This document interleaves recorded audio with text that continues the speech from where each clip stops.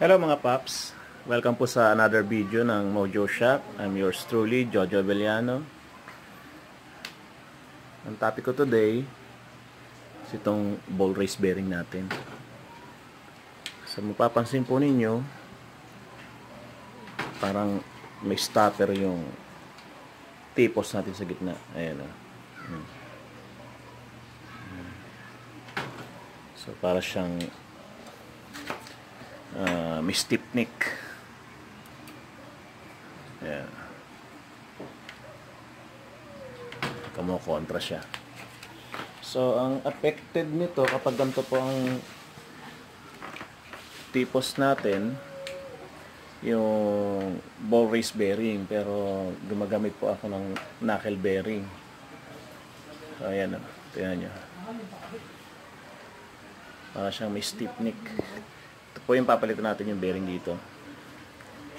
Samahan nyo po ako sa aking video muli para may matutunan tayong muli sa tools we're going to use for repairing this bearing, knuckle bearing or ball race bearing. Rubber mallet, hammer, size 14 box wrench, size 12, size 8, T-wrench, and knuckle bearing of RS100. And this is the most important tools I'm gonna use. Pipe, tubo in Tagalog, so size almost 2 inches size. This is the most important tools I'm gonna use today. Simple but helpful. So watch my video and watch carefully. Okay, let's go. Step, we need to remove the tire, this telescopic, this gauge panel, this handlebar, all of it. We need to remove it. Ang ititira lang natin dito is yung T-post natin. Okay? So ito lang matitira. Ito. Then yung bearing natin is nandito sa loob. Yan, up and down. This part.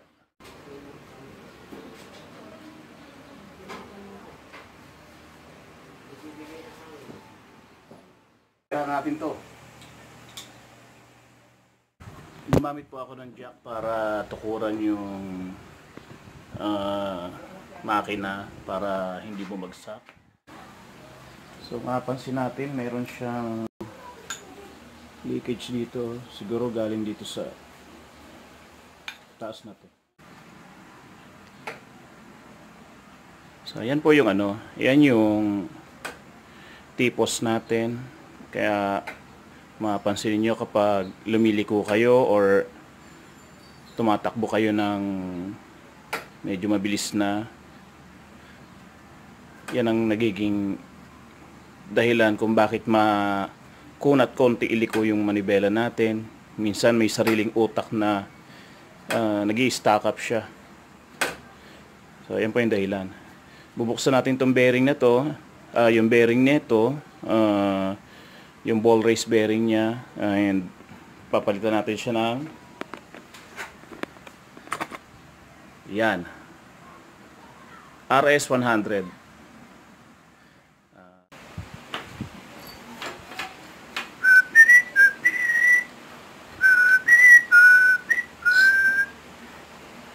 Ayan mga papi, natanggalan natin.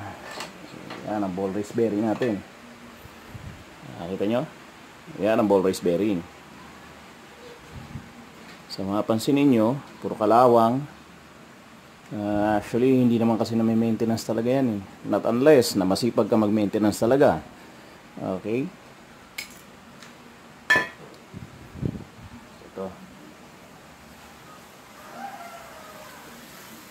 Ito yung pang-ibabaw.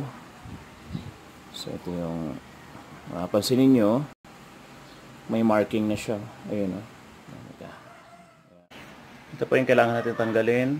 At yung ayan. Ayan, nasa ilalim niya.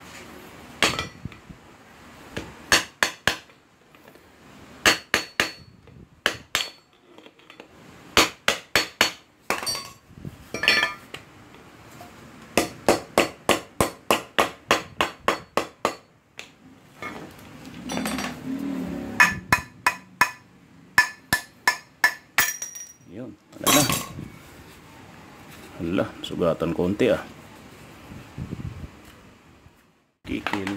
Pag na damage konti, kilin nyo lang po. Kikil. Kikil. Yan.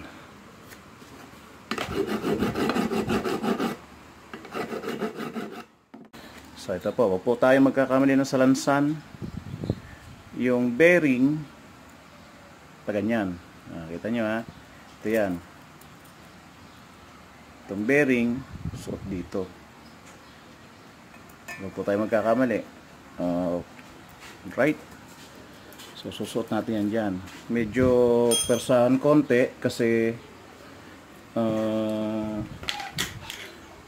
pinipress po ng iba yan. Pinapapress sa machine shop para pumasok doon. Pero sa Mojo shop, no need machine shop. Wala kay tubo. 1 1/4. Pasok nyo ganyan. Then okay, martilyo, pukpukin nyo. So yung iba pinapamasin. Guys, make sure na nakalapat po yung ano natin dito. At wag po natin madadamage tong stick bearing natin.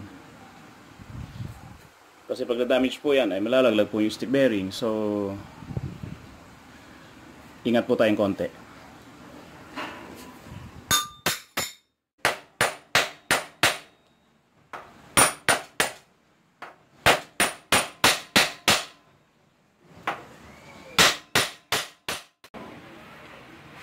Yan, alapat na natin. Medyo persahan lang ng konti. Ito, unahin nyo muna to.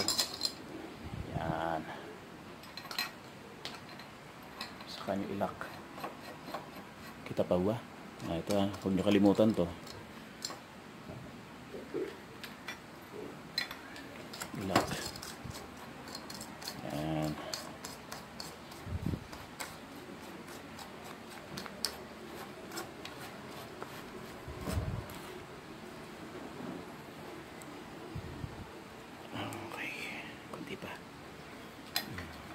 Ang laro ng bearing natin, oh.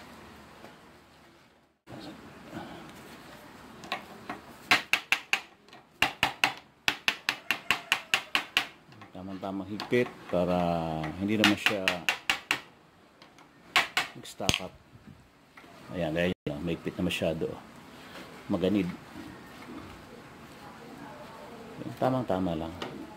Ayan. Natin ulit yung lock.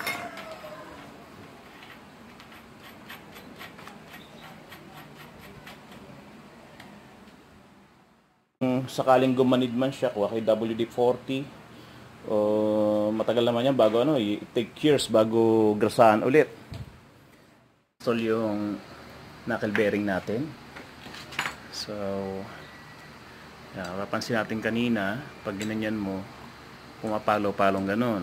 Ito na po siya ngayon. Suabe-suabe na iliko.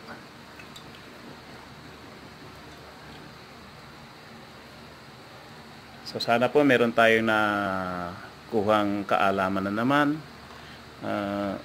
Salamat po sa panonood ng Jojo Abellano YouTube channel. Maraming salamat po sa pag-subscribe at patuloy na pagtangkilik sa sinishare kong mga mechanic jobs about AC. Yung mga hindi pa po nakasubscribe, subscribe po kayo at sabay-sabay tayo matuto. God bless and keep safe.